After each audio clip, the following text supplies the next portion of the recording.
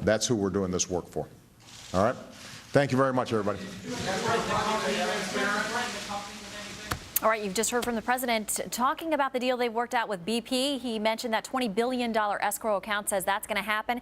He talked a lot about the fact that this isn't dollars and cents, that he's talked to real people down on the Gulf, and for them, just recovering from hurricanes Rita and Katrina and a very tough economy, this was going to be their year to turn around. He wants to make sure they are taken care of. A lot of the same themes that we heard about last night. All right, to talk about it, joining us now, Mike Gallagher and Mark Levine. They're radio talk show hosts. Gentlemen, Mike, I'll start with you. What do you make of the speech last night and what we've just heard from the president today?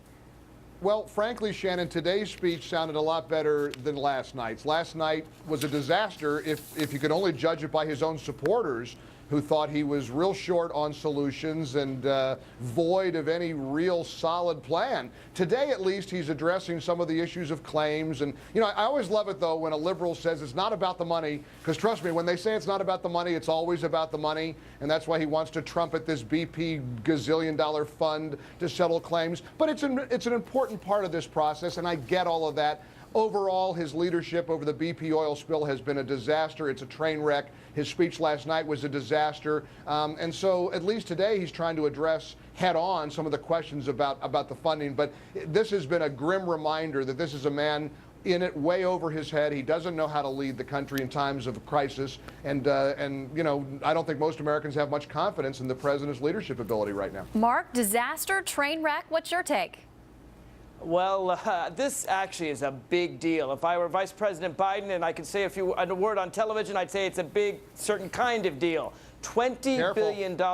You recall the Republicans wanted to limit all economic damages to the shrimpers and the fishermen and the tourism in the Gulf to $75 million. The Democrats tried to increase it to $10 billion, 120 times that amount, and the conservatives, the Republicans, filibustered that. Now Obama has done them one better. He's raised it to $20 billion to make sure that BP pays for all the economic damages. This is a really big deal, and it's a really big celebration because the Republicans don't believe in regulating corporations at all, and this president made this corporation pay. All right, I want to talk a little bit about the reaction that we've gotten from what the president's done, and some questions now about his leadership. We're hearing from several columnists and pundits and editorials out there. From David Ignatius of the Washington Post, he says there is a glimmer of leadership here, but not yet the bright beam. We've also heard from Michael Gerson saying the action verbs in the speech have somehow gone missing. It was all rather limp and weak. Mike, I'm guessing you would agree.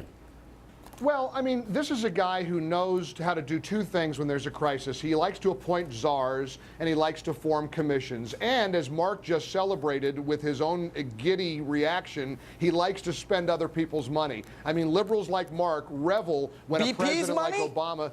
When he likes to spend BP's money. That ain't your money, Are you Mark. against spending BP's money to help the strippers and fishermen? Excuse me. You're interrupting me. That's not your money to spend. And you know what? BP has not demonstrated one resistance to paying the claims and taking responsibility for this mess. But this is what liberals love to do, spend other people's money. And so there's been no leadership. There's no glimmer of leadership. There has been an empty black hole where there ought to be leadership coming from this president. Mark? This idea that the shrimpers and fishermen have to pay for the oil spill, this idea the Republicans and conservatives have, that when you've got a massive company spreading pollution all across the Gulf, that somehow it's the shrimpers' fault, that's ridiculous. This president made BP pay. BP wasn't willing to pay. The Republicans were filibustering and continue to this day to filibuster the bill to raise the cap for future damages. Mark, the oil companies have shown they have no idea what's going on, and now conservatives are saying, well, where's big government when we need it? Look. The conservative philosophy is that corporations will regulate themselves, guys, and we don't need the government to do anything. Gentlemen, I got to interrupt you here because we're getting a look at the BP execs leaving the White House. We may hear from them. This is what it looks like after you've been dressed down by the President of the United States. Let's listen in and see if we can get any news from them. Ladies and gentlemen,